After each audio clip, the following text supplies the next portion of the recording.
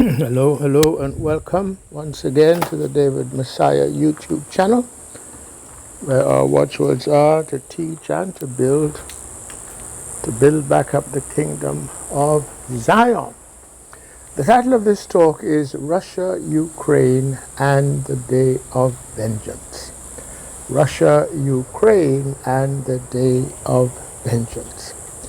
And it is a continuation of my last upload entitled The Day of Vengeance, in which I was unable, because of some problem with the Blue Letter Bible app that I have, unable to go into, there were two readings I wanted to give, Revelation chapter 18 and Isaiah chapter 63, that went into, in effect, a definition of what this day of vengeance is and contextualizes it. So I want to go to those two readings of Scripture, but I also want to tie them in with the ongoing Russia-Ukraine war and to suggest that what is there prophesied at Revelation chapter 18 and also at Isaiah 63 might indeed, and this is speculative, but he told me to go ahead and put it out, might indeed, in physical terms, tie in with the ongoing Russia-Ukraine conflict. Because, there is a lot of escalation going on, and it is clearly not just a localized sort of war between Russia and Ukraine, that the neighbors there, but rather that Ukraine is merely a proxy, a battering ram, as Brother Putin described it, for U.S. NATO. So there's been a lot of restraint on the side of Brother Putin and Russia in how he has been, or they have been, waging that war. But in an earlier upload, NATO's nakedness is exposed.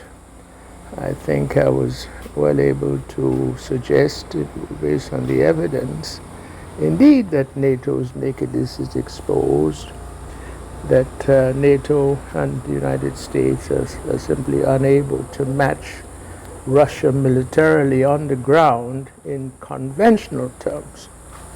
But of course the danger of escalation on either side is always that the whole thing may trip off into a nuclear exchange. And if there is a nuclear exchange, we have what is called in that field a case of mutual assured destruction, MAD, because there's no first strike, there's no nuclear first strike that would completely obliterate all of the enemy's ability to respond nuclear. And so, in effect, whether it is Russia that strikes first, or whether it is the United States and the West that strike first, it would mean all-out nuclear annihilation, essentially, of the whole planet, because both sides have the weaponry, nuclear weaponry, with submarines and etc., to essentially obliterate the other side. And indeed, if that happens, you have a nuclear winter, and essentially all of the world will perish. That is the doctrine of mutually assured destruction. And it is that understanding that would lead, that has kept the world safe, in a sense, during the Cold War, that neither side would be crazy enough to try for a nuclear first strike, because that would mean their own destruction. Nevertheless, it is doctrine, certainly by Russia, that if they see that their existence is threatened as a national entity, then they reserve the right to go nuclear. And on the side of the United States and the West, they reserve the right to go nuclear without any kind of similar sort of doctrinal provocation. They wanted to keep a certain degree of ambiguity as to whether indeed they might be so crazy as to go for a nuclear first strike. But if we consider now only conventional type warfare, I think it is now clear to all the experts in the area that Russia now has proven itself to have better, more capable weapons, to which the West and NATO have no sort of defense. And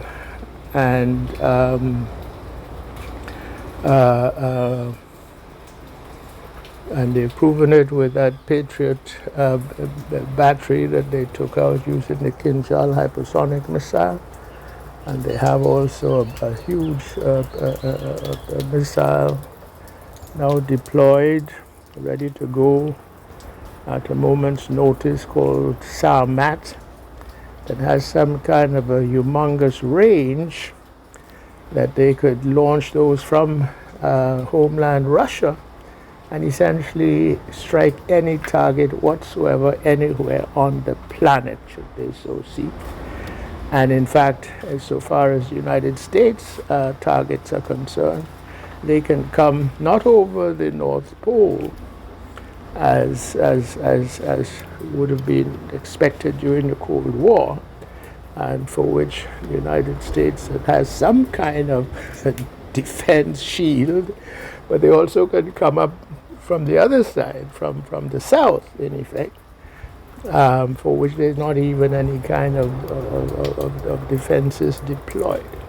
So they can strike any target, and that Sarmat missile can be conventional, it can also be nuclear. So the point is they can use conventional weapons to do, in effect, a sort of a decapitation of the United States without having gone to the nuclear sort of extreme. And so that now leaves open that possibility. And with every provocation of Russia, with the Storm Shadow missiles that they've used recently to hit targets in Crimea, because, you know, if they send a sufficient number of them, 10 of those come at the same time, and one or two may indeed get through, as has happened. So they can hit targets within Crimea, and also within, if they're long range enough, they can hit targets in Moscow and in other places, as indeed they have. So, but with every such provocation, Russia has now to restrain itself from responding, even though from time to time Brother Putin says, well, you know, this is a sort of a red line, and they reserve the right to strike back at command centers, which is just a way to say NATO command centers. As far they've restrained themselves to responding only to targets within Ukraine. I don't think they've gone outside of that. But the implication is, yes, a command center in Ramstein Air Force Base in Germany may become a target. And if you take that logic to its logical conclusion, they can also, with the kind of weaponry that they do have, they can make the White House a target. They can make the State Department a target. They can make the Pentagon a target. Okay? And without using the nuclear option. Now, ordinarily, they would not at all go so far as to do that, I'm pretty sure. But if in fact the West itself is disgusted by their own elites, who are the ones, the neocons or the neo-libs, is whatever they choose to call themselves, the deep state. Because this is why the Trump has been garnering the support that he has, because the people are sick and tired of these neocon elites who are doing these things on behalf of the United States, very often unbeknownst to the people of the United States, certainly without the approval of the people of the United States, and by far most people in the United States would, in fact, if they knew what was being done in their name, would disapprove. So here now comes a little calculation. If enough of the people, as opposed to the leadership of the West, are as sick and tired of that leadership as in fact the Russians are, then a decapitation strike. And if you follow these discussions on YouTube and in other places, you will find very often Britishers who would say, yes, take out the Houses of Parliament, take out 10 Downing Street. I don't think they ever go so far as to say take out Buckingham Palace. But they're sick of their own leadership. In the United States, people are sick of their own leadership, because that leadership, whether it is Democrat or whether it is Republican, are not representing the people. You understand? So if the people are sick of that leadership, they might applaud should Russia take that step. Using conventional weapons of taking out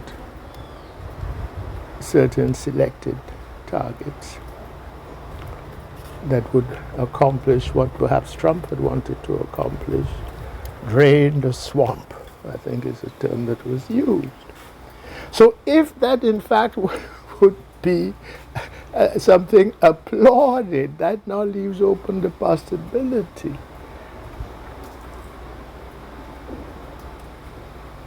that there would not be a mad outcome, mutual assured destruction. Because in the first place, it would not have been a nuclear strike.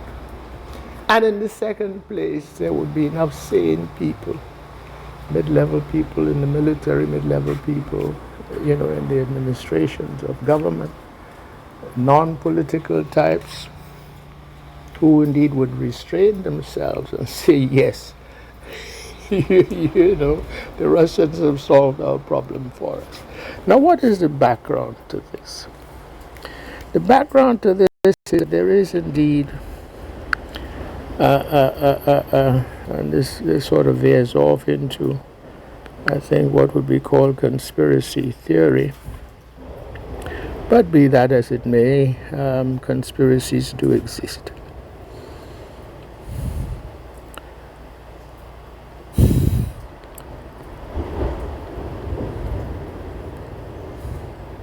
But conspiracy theory, which suggests that indeed there are ruling families who indeed are the ones behind the neocons, behind the neo-libs, that don't necessarily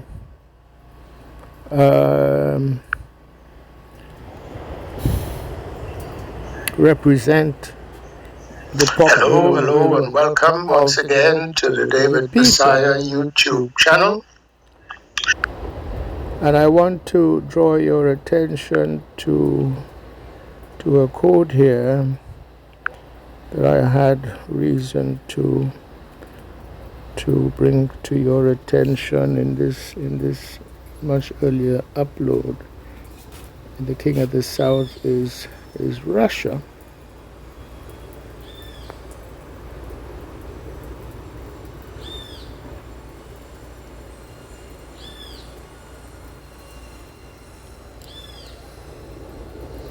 was there, now it's gone, boy. Pardon my clumsiness. Yeah, there we go. This is a quotation. There's in the middle of the page. I hope you can read it.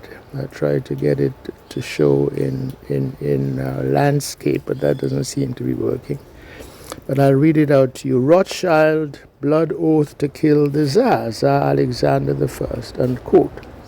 Nathan Meyer Rothschild swore that someday he or his descendants would destroy Tsar Alexander I's entire family and descendants. Unfortunately, he was true to his word, and 102 years later, Rothschild funded Bolsheviks.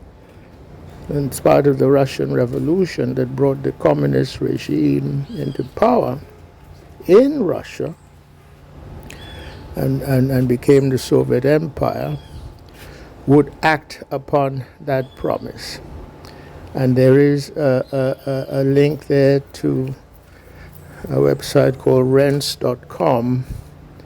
I don't guarantee that website is still available.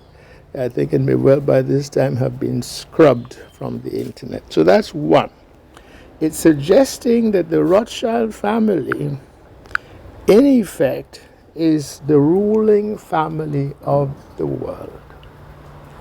So that, for example, even though Britain hardly, as a country, hardly even has a dog in the fight there in terms of Russia versus Ukraine, nevertheless, for some reason, Britain is right in the business. So when in April of 2022, which was soon after, and this was early April, soon after Russia launched that special military operation, Russia and Ukraine had come to some sort of a peace agreement.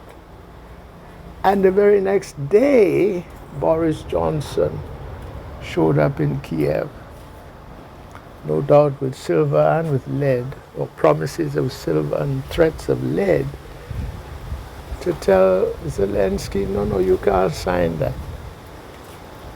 What was Boris Johnson's business in that? Why would he not want peace? You see? So there is this sort of implacable war that was brought to Russia, using Ukraine as that battering ram, and they're still trying to bring down Russia. And here it is, an earlier version of that was this threat of Nathan Meyer Rothschild, which was fulfilled, made good 102 years after the fact. Why? Because Alexander I, that Tsar, had frustrated the Rothschild family in some scheme that they were trying to prosecute. I forget the details of that.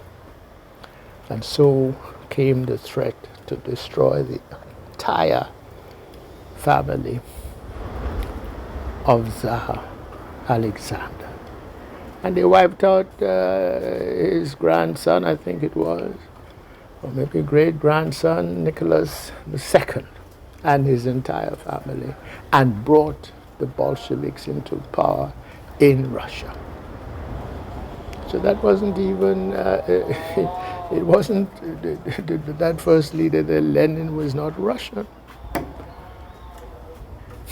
Okay, Trotsky was part of that group there. I think he may have been a Menshevik as opposed to a Bolshevik, but he too was not natively, ethnically Russian. Stalin was not ethnically Russian, you see. But they had control of Russia and its resources for some time. And Gorbachev was the one who, however that happened, because God puts a hand sometimes. And so one through whom that Soviet empire essentially collapsed. And at that time was when NATO had made a promise, not 1 inch eastward, at the time that the Berlin Wall was brought down. Warsaw Pact was wound up. So if the Warsaw Pact is wound up, what further defense organization do you need as NATO? And they made that promise. It's there in various sort of, at the very least, initialed AIDS memoir and other kinds of documents, but there was no treaty. So, as the Americans are wont, they speak out of both sides of their mouth.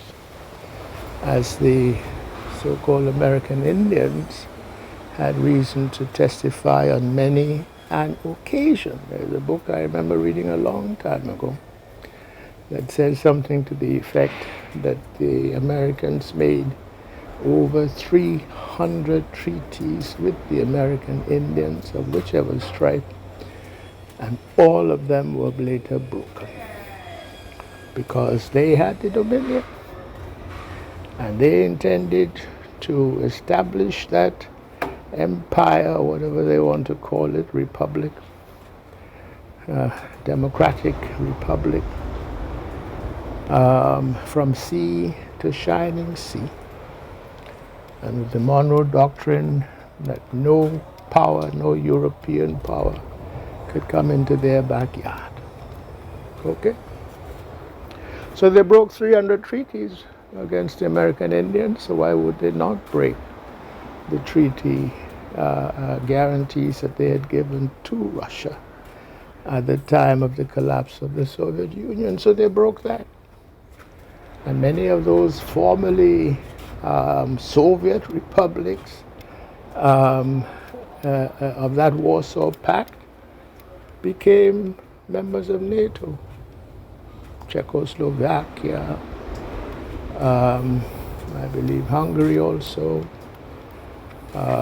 Romania, Poland, Georgia even, I think maybe one as well, Turkey, and etc. So they encroach ever closer to Russia. And when the Russians made an offer to Pali, look, let us talk peace. Let us try to establish a security framework for Eastern Europe in particular, where everybody can be more or less, happy with the arrangements made in that regard. Essentially, they told him to take a hike. Meantime, they're coming into Ukraine, which is right on Russia's front porch. And Brother Putin made the point that with hypersonic missiles, if NATO, and when NATO, because it's a when more so than an if, when NATO itself gets hypersonic missiles, if they are in Ukraine, if Ukraine becomes a member of NATO, then those hypersonic missiles will be only a 5-minute distance flight from Moscow and St. Petersburg, which is unacceptable because it's an existential threat. And the United States, where's the United States? More than 7,000 miles away. Why does it have to be on Russia's doorstep? You understand? So Brother Putin has a point. The war was not unprovoked. It was provoked and provoked and provoked, and it has been admitted. The Chancellor, former Chancellor of Germany there, Angela Merkel, admitted it. The former President of France, who was there at the time, Sarkozy, he admitted it. The Minsk Accords, which came into being after that coup, which was a violent coup, a bloody coup in 2014, that brought down the, forgotten guy's name now, Yamashenko, I've forgotten his name now, the one who was there, but who was more or less pro-Russian. and certainly not anti-Russian. They brought down his regime, okay, by coup, this Maidan coup that Victoria Nuland had a big hand in, and they put into place a government that it was supposedly a popular uprising of the people, but really was not. You understand? That was 2014. And since then they have been doing, committing atrocity upon their own people, but who happen to have Russian sort of ethnic identity and Russian language sort of traditions. And they were actually involved in, well, I won't go into all the atrocities and the casus belli that were there. So indeed, when the special military operation was launched, it would appear that the Ukraine army, built up by NATO, was about itself to launch an offensive against what they call the breakaway republics of the Donbass, Lugansk and Donetsk and whatever. Okay. So the war was provoked. It wasn't an unprovoked act of aggression. Okay, and even the origins of that country that became Ukraine, it didn't have an independent existence outside of Russia and the Russian Empire before. Okay, it's only with crucial, well, I don't want to get into all that either. Though that kind of case could be made in a different forum. The point is that there are powers that be that are transnational, that control the neocons in the United States, who are now neolibs. But when you look at who they are, it turns out they all share a similar ethnic identity. In fact, going back to Mother Russia. But now they're American. Victoria Nuland comes out of that. Her husband, a Kagan, comes out of that. And the other Kagans also involved. And they tied in with this sort of supranational power that when it was headed by Nathan Meyer Rothschild, they could have the audacity to threaten Tsar Alexander I of Russia that one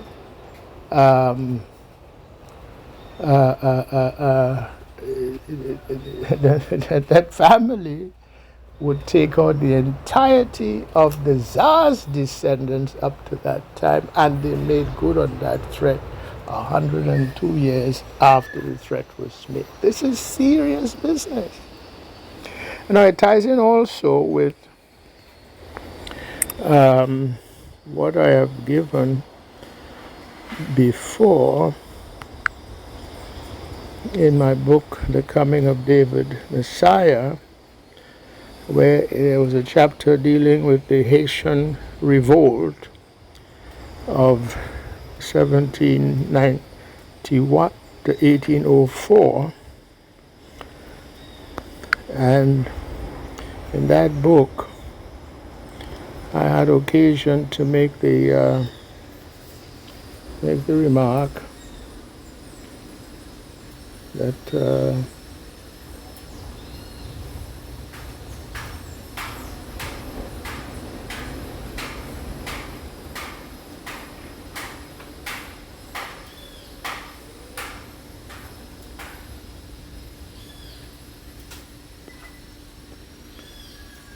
in the book, The Protocols of the Learned Elders of Zion,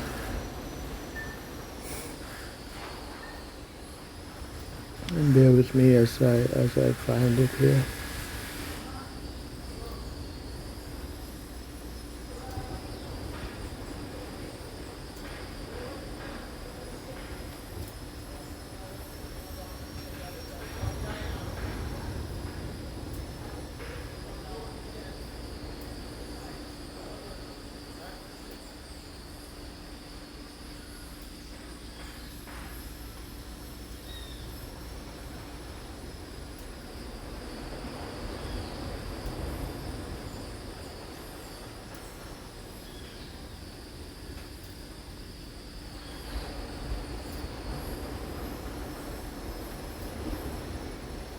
Here we are. Protocols of the Learned Elders of Zion. On page 156. Remember the French Revolution, to which it was we who gave the name of, quote, great, unquote. The secrets of its preparations are well known to us, for it was wholly the work of our hands. So that it is a multi-generational kind of a family enterprise that goes back some time. And the exercise of the dominion has rested with them as the leading family of the world. They are the ones who control world finance through institutions there in the city of London, that 1 square mile area within larger metropolitan London. That area where the British monarch cannot just go in there without permission. You understand? And by the way, they have a ceremony every year where they drag out 2 statues, one that they call Gog and the other one they call Magog.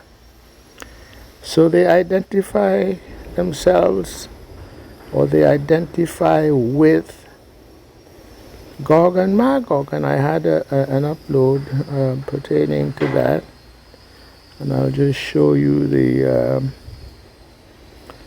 picture in that regard.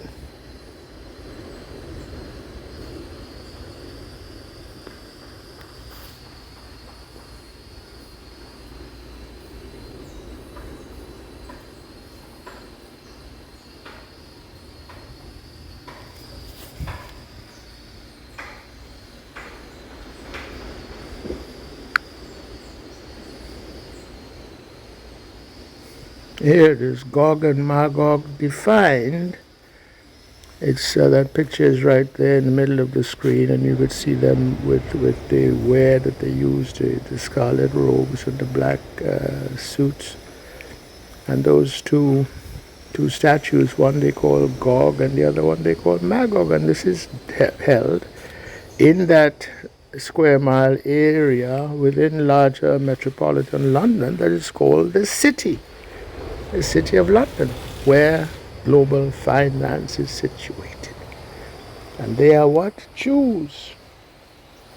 I do not say that to be anti-Semitic or to bring any kind of hate or slur upon those people. That's who they are. That's what they call themselves.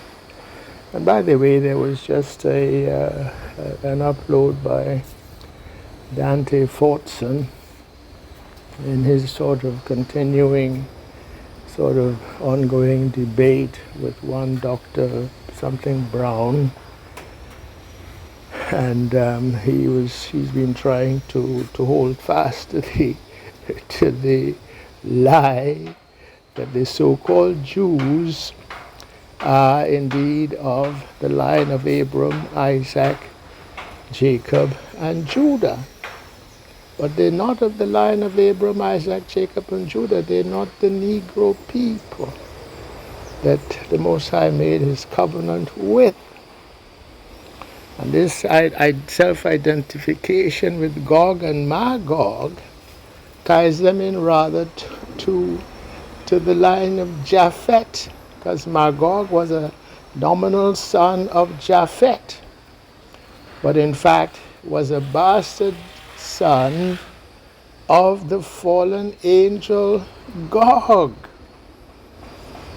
And the sons of those fallen angels tended to have 2 traits, as is spoken of in the book of Enoch, I believe chapter 106, around verse 5 and 6. Or it might be chapter 105, verse 5 and 6, but I think it's chapter 106. And Enoch lets us to know, because when Noah was born, his father Lamech made the remark that he didn't think the boy was his. because he had come out what? White as snow, or pink as the blooming of a rose, or some kind of language like that, which suggested that rather he was an albino. So Noah was an albino. So Lamech was minded to think that he was descended from a fallen angel, letting us to know that the offspring of fallen angels with human females tended to be pale of skin. And the other feature that they tended to have was giantism, which is why there's a giveaway that the people of Canaan also would have mated with fallen angels, some of them. And that's why there were so many giants in the land. Okay? So that the people who today call themselves Jews self-identify with Gog and Magog, indeed the highest sort of ruling family amongst the so-called Jews, identify with Gog and Magog,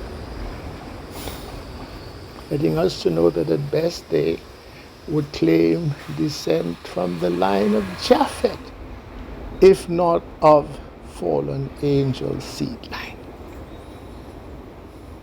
And that's also clear when you look at the Deuteronomy chapter 28 and the curses that would befall the true children of Israel.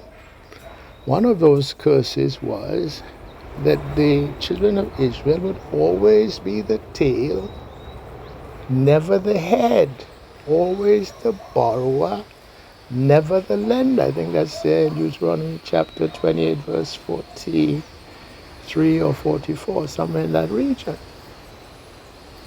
So that if you have a people who in fact are lenders to the world, they are lenders to the government of the world, that would rule them out altogether as being of the bloodline of Abraham, Isaac, and Jacob,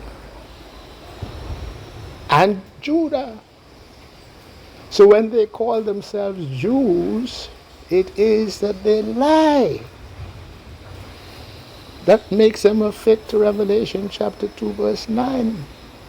I know the blasphemy of them who say they are Jews and are not, but are the synagogue of Satan. And the synagogue of Satan would be a fit precisely to the extent that they, in fact, many of them descend from fallen angel seed line. Because if they descend from fallen angel seed line, straight away they're being identified with Satan. Lucifer led a rebellion in heaven. 1/3 of heaven joined him in that rebellion. And all of those who join in that rebellion are called devils. That's just a semantic term. The devil being Lucifer. And Satan was one of those who sometimes, he's not himself Lucifer, but Satan was like his adjutant, his sidekick, his attorney general. Satan was the sort of adversary, I think that's what the name means. So, in the same way you would use the term devil to refer to those who joined that rebellion, the term Satan, as a common noun of category, can also be used to describe the same. So whether you're a devil or you're a Satan, it's really saying you're now in rebellion against the Most High. That's all that is. So Revelation 2:9 and again 3:9, which talks about those who say they are Jews and are not.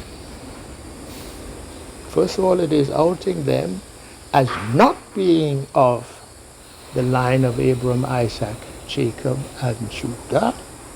And furthermore, it is letting you to know that indeed they identify with Lucifer. They're the synagogue of Satan because many of them would descend from fallen angel seed line. which is what, any advert, when they advert to being Gog and Magog, that is the admission that is being made. And some of their number have made that admission. I don't remember the fellow's name off the top of my head, but he was a fellow that was an aide to, I think it was Senator Jacob Javits. And he'd made a long statement, in effect, admitting that the Jews they serve Lucifer. I have a reference to that somewhere, and I think it might be in my first book, The Appointed Time, the Tarrying and His Faith. I may give a link to it before I post this video. So Dr. Brown is quite mistaken now in trying to turn the clear meaning of Revelation 2 verse 9 and 3 verse 9 on its head by suggesting that when now the Negro, having been made to forget his identity, because we don't call ourselves Jews, we are now coming back into that understanding and that realization. And we are now asserting our true identity as being the people of Abraham, Isaac, and Jacob, and Judah also, for those of us who made it over to this side to a large degree. Okay? So when he turns that on its head and suggests that it is that Revelation 2:9 refers to us when we say that we are Jews, that is making us to be of the synagogue of Satan. He's entirely mistaken. Because, again, I don't want to repeat the argument, because number one, they can't be the children of Abraham, Isaac, Jacob, and Judah, because they are the lenders to the world, completely violating Deuteronomy 28 verses 43 and 44. They're the ones who become, instead of, have even a stranger in our midst rise up high above us. That's what should happen to the children of Israel. Wherever they have gone, they have risen higher over everybody else.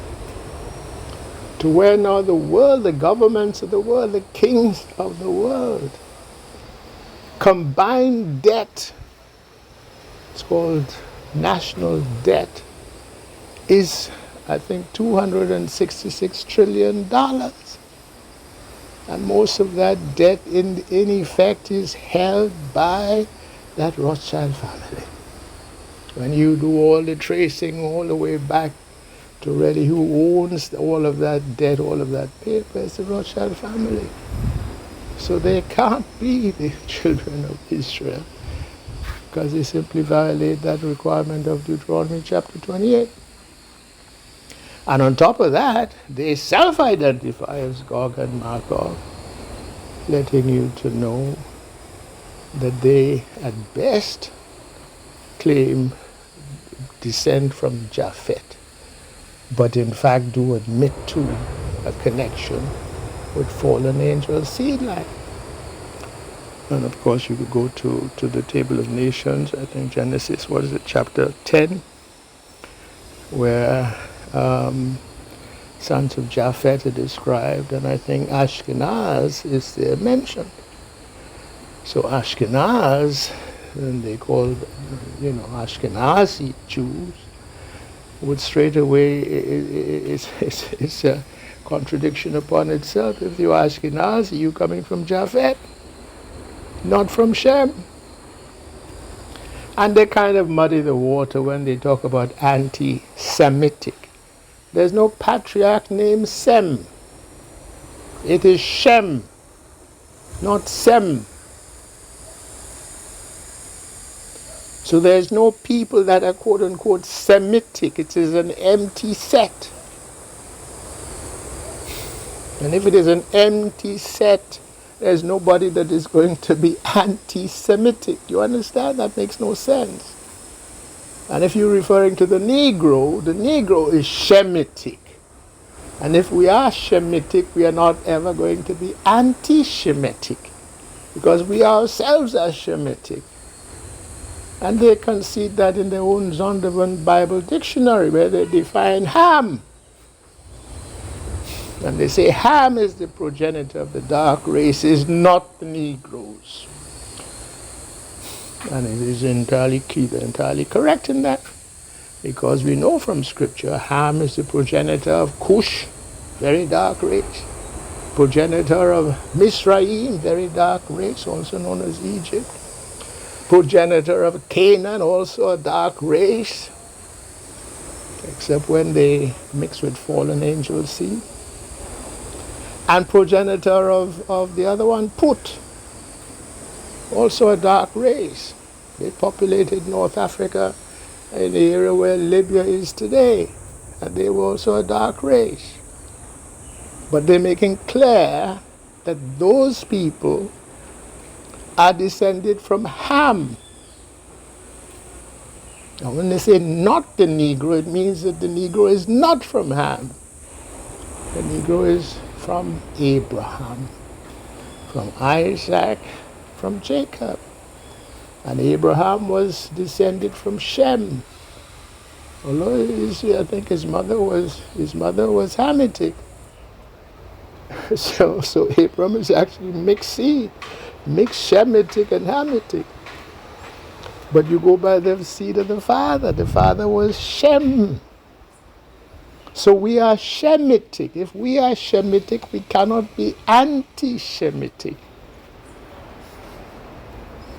So they confuse the matters, trying perhaps not to be at fault before God by talking about anti-Semitic, which is, as I said, it's an empty set. So we don't need to even respond to that. They are not Semitic either, because nobody is Semitic. And if you ask them flat out, are you Shemitic? They will have to deny it. They're not, because they're not. Okay, I'm not saying that they're not sort of, because there's been mingling amongst people. So by no means would I suggest that there are no Shemitic seed lines amongst the Jews. No doubt there's some, but a tiny fraction. You cannot let the tail wag the dog like that. Okay. So I'm saying that to say that there is a power on earth, a transnational power on earth, that controls the United States, whether it is a Democrat president or whether it is a Republican president. That is the idea of the swamp, the idea of the deep state. And the American people are powerless before it to change any of that. And it is the same with Britain. Britain was subdued by them, starting with, that same Nathan Meyer Rothschild. He's the one that got control of the English Central Bank, or the Bank of England, more specifically, already in 1815. So England has been subdued by them ever since. Okay, Germany fought 2 wars, but they also now subdued by them. You understand? So this is just straight factual talk. And if that's the case, we see what in fact we do see. That there are a lot of Americans, grassroots, educated to a greater or lesser degree, but they do understand that there is a higher power, not God, but a higher power that controls them no matter what they do. No matter who they vote for, the policies remain essentially unchanged. Right? So again, they might be happy to see a sort of a Russian decapitation of the houses of Congress. Nobody would mourn them. Okay? Now, ordinarily, human nature being what it is, when if an enemy, if an external force attacks one's own country, whether you like your own leader or you don't like your own leader, you're going to like the attacker even less. And this is how you can get people to sort of band together to face an aggressor from outside. So the normal reaction, yes, of people, if there's been that kind of attack from outside, would be now for them to sort of unite and to face the external aggressor. That's normal, that's natural. But if things have gotten to a pass where indeed there are many Americans who support Putin, there are many Brits that support Putin, there are many Germans that support Putin, there are many, and these are not fifth columnists, these are not sort of ideologues, whether communist or whatever other variety, because that's not what is at play here. So if you have enough people have had enough of these neocons and these neo-libs and want to get rid of them, and Brother Putin does them the favor, there is a chance, I don't know how big the chance is, that that kind of a decapitation strike might elicit a welcoming reaction rather than the more normal reaction, which is to now, unite against, circle the wagons and unite against the external aggressor. I don't know. Okay, but my point in this talk, Russia, Ukraine, and the day of vengeance, is to suggest that possibility as a way we can have the fulfillment of the day of vengeance, yet not have nuclear war. So with that very long, and pardon me for its length, with that very long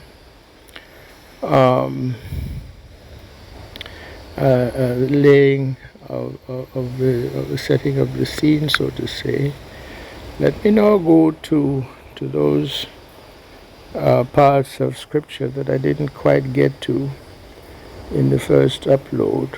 And I said Revelation 18. I'd only gotten to verse 4 before the system froze up on me. So Revelation 18, let's go to the full. I'll start again at the beginning. And after these things I saw another angel come down from heaven, having great power, and the earth was lightened with his glory. And he cried mightily with a strong voice, saying, Babylon the great is fallen, and is become the habitation of devils, and the hold of every foul spirit, and the cage of every unclean and hateful bird. For all nations have drunk of the wine of the wrath of her fornication, and the kings of the earth have committed fornication with her, and the merchants of the earth are waxed rich through the abundance of her delicacies. And I heard another voice from heaven saying, Come out of her, my people, that ye be not partakers of her sins, and that ye receive not of her plagues. So that's basically how far I got. Carrying on in verse 5, For her sins have reached unto heaven, and God hath remembered her iniquities. Reward her even as she rewarded you, and double unto her double according to her works. In the cup which she hath filled, fill to her double. How much she hath glorified herself, and lived deliciously. So much torment and sorrow give her. For she saith in her heart, I sit a queen, and am no widow, and shall see no sorrow. Therefore shall her plagues come in one day, death and mourning and famine, and she shall be utterly burned with fire. For strong is the Lord God who judgeth her. So this is this possibility. I'm now suggesting that this could be in the form of conventional weapons, but very, very powerful ones. Certainly more powerful than those that were used against the Pentagon about 9/11. Verse 9, and the kings of the earth who have committed fornication and lived deliciously with her shall bewail her. So they are alive, isn't it? This is not mad. This is not mutual assured destruction. And lament for her when they shall see the smoke of her burning, standing afar off for the fear of her torment, saying, Alas, alas, that great city Babylon, that mighty city, for in 1 hour is thy judgment come.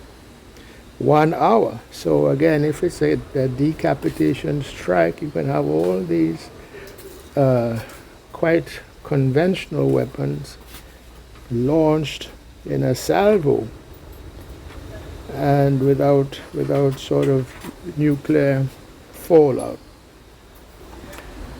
And the merchants of the earth shall weep and mourn over her, for no man buyeth their merchandise any more. The merchandise of gold and silver and precious stones and of pearls and fine linen and purple and silk and scarlet and all thyine wood and all manner vessels of ivory and all manner vessels of most precious wood and of brass and iron and marble and cinnamon and odors and ointments and frankincense and wine and oil and fine flour and wheat and beasts and sheep and horses and chariots and slaves and souls of men. Even human trafficking is sort of implicated.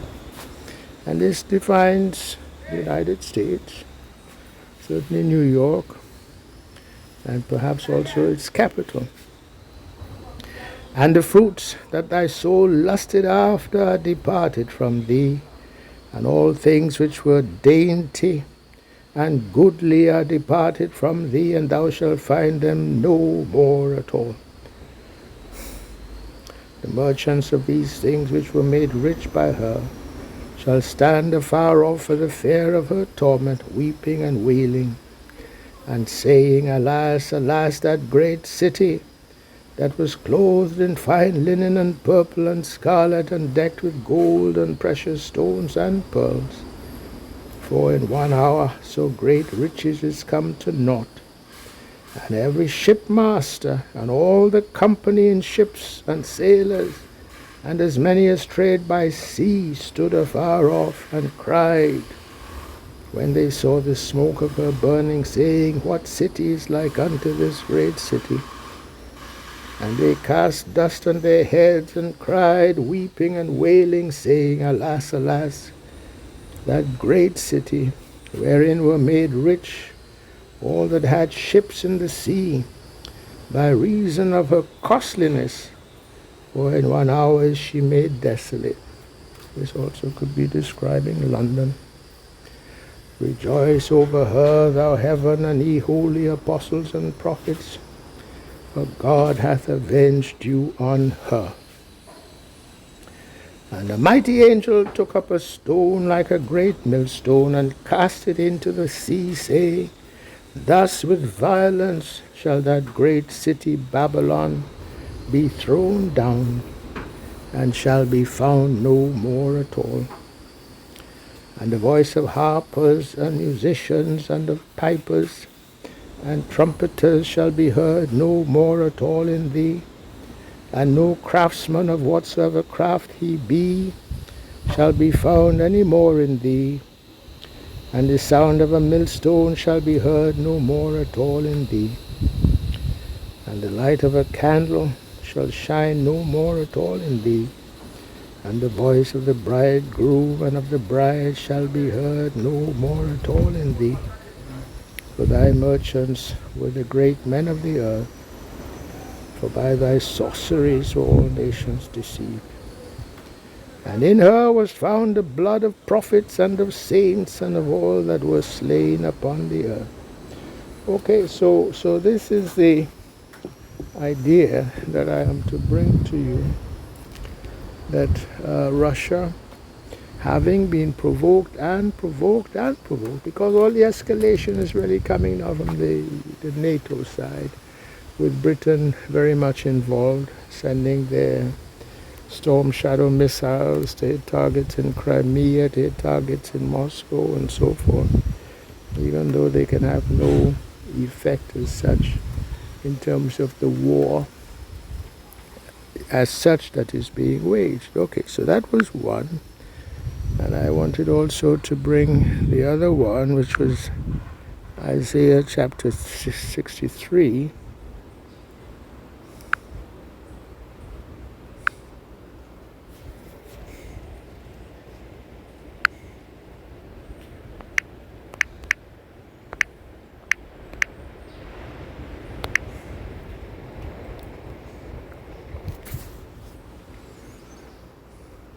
So we go again to the essential idea of that day of vengeance. Verse 1. Who is this that cometh from Edom with dyed garments from Bosra? This that is glorious in his apparel, travelling in the greatness of his strength. I that speak in righteousness, mighty to save. Wherefore art thou red in thine apparel, and thy garments like him that treadeth in the wine fat? I have trodden the winepress alone, and of the people there was none with me. For I will tread them in mine anger, and trample them in my fury, and their blood shall be sprinkled upon my garments, and I will stain all my raiment. So this is metaphorical language, talking about the blood. For the day of vengeance is in mine heart, and the year of my redeemed is come. So this is now the Lord, Yahweh of hosts, who is speaking. And I looked, and there was none to help, and I wondered that there was none to uphold. Therefore mine own arm brought salvation unto me, and my fury it upheld me. And I will tread down the people in mine anger, and make them drunk in my fury, and I will bring down their strength to the earth. I will mention the loving kindnesses of the Lord Yahweh, the praises of the Lord Yahweh, according to all that the Lord Yahweh hath bestowed on us, and the great goodness toward the house of Yeshadalo, which he hath bestowed on them according to his mercies, and according to the multitude of his loving kindnesses. For he said, surely they, my people, children, will not lie. So he was their Savior. In all their affliction he was afflicted, and the angel of his presence saved them. In his love and in his pity he redeemed them, and he bare them and carried them all the days of old. But they rebelled and vexed his Holy Spirit. Therefore he was turned to be their enemy, and he fought against them. So he let us be essentially abused by Edom, to whom he had given the dominion in accordance with the covenant promise made to Edom through Isaac, that Edom would have the dominion for a time and times and a half a time. And this is what is now up. Then he remembered the days of old Moses and his people, saying, where is he that brought them up out of the sea, the shepherd of his flock? Where is he that put his Holy Spirit within him, that led them by the right hand of Moses with his glorious arm, dividing the waters before them, to make himself an everlasting name, that led them through the deep as an horse in the wilderness, that they should not stumble. As a beast goeth down into the valley, the Spirit of the Lord Yahweh caused him to rest. So didst thou lead thy people, to make thyself a glorious name. Look down from heaven and behold from the habitation of thy holiness and of thy glory. Where is thy zeal and thy strength? The sounding of thy bowels and of thy mercies toward me, are they restrained? Doubtless thou art our Father. Though Abraham be ignorant of us and Israel acknowledge us not, thou, O Lord, Yehowah, our Father, our Redeemer, thy name is from everlasting.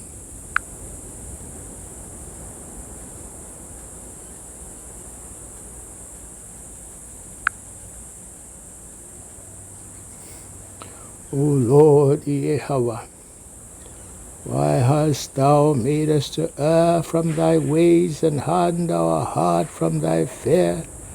Return for thy servant's sake the tribes of thine inheritance.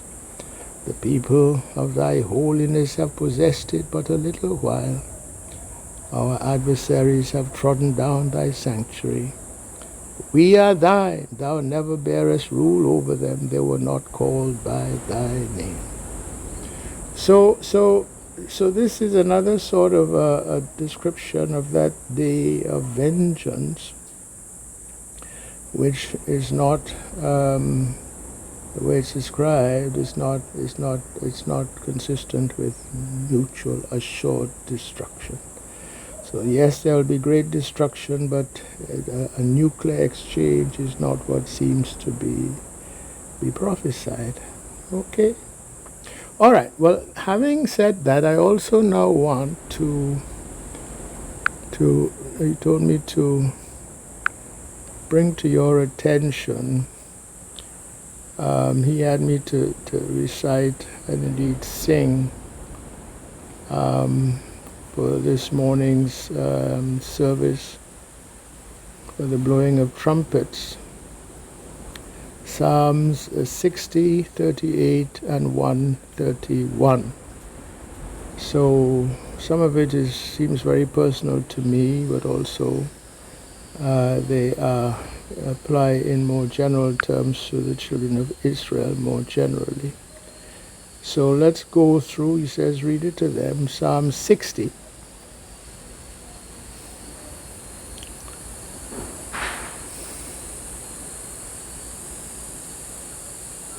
To the chief musician upon Shushaneh Dut, Miktam of David to teach. When he strove with Aram Naharaim and with Aram Zobah, when Joab returned and smote of Edom in the valley of Salt 12,000. Okay, so what's at play here is a smiting of Edom, which is what the day of vengeance shall involve. Okay, now goes the psalm. O God, Eloah, thou hast cast us off, thou hast scattered us, thou hast been displeased. O turn thyself to us again. That meaning is clear. Thou hast made the earth to tremble, thou hast broken it, healed the breaches thereof, for it shaketh. Thou hast showed thy people hard things, thou hast made us to drink the wine of astonishment. So this is what the Negro, true Israel, have had to go through these past over 2,500 years. The wine of astonishment, where we were drinking of that cup, and in that cup was no joy in that cup. It was a bitter cup. We enjoyed, or rather suffered, slavery and servitude and colonization.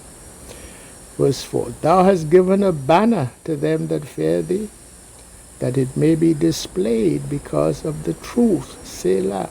So we now have woken up. And he's given us in effect a banner,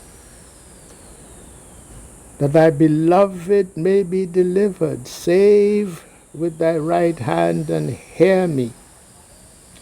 God hath spoken in his holiness. I will rejoice. I will divide Shechem and met out the valley of Sukkot. Gilead is mine, Manasseh is mine, Ephraim also the strength of mine head, Judah my lawgiver. Moab, my washpot. The day of vengeance. Over Edom will I cast out my shoe. Day of vengeance. Philistia, triumph thou because of me. Well, okay, maybe the Palestinians might have a little, even though they have been of the confederacy of Psalms 83, in that business over there in the land of Israel, they might, as it says here, triumph because of me. So they get a little bit, because they also suffered at least 70 years under the boot of that Edomite there, the Israelis. Who will bring me into the strong city? Who will lead me into Edom? So the target here of this day of vengeance is who? It's Edom. Wilt not thou, O God, which hadst cast us off, and thou, O God, which didst not go out with our armies? So this is now saying, okay, now God will fight our battles for us. Give us help from trouble, for vain is the help of man. Through God we shall do valiantly, for he it is that shall tread down our enemies. Okay, so this is certainly appropriate for this day of trumpets, which heralds, as I have been guided to let you all know, the day of vengeance. Okay?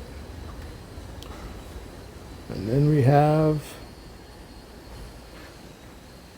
2 more Psalms.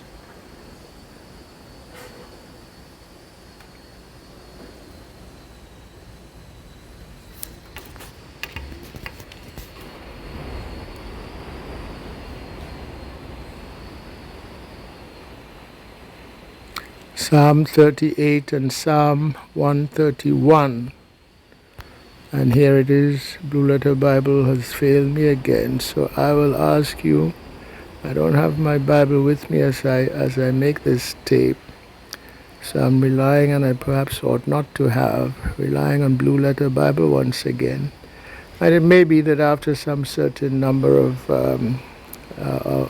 items go into memory, that it simply will no longer cooperate. So Psalm 38 and Psalm 131, I commend them to your own perusal and contemplation.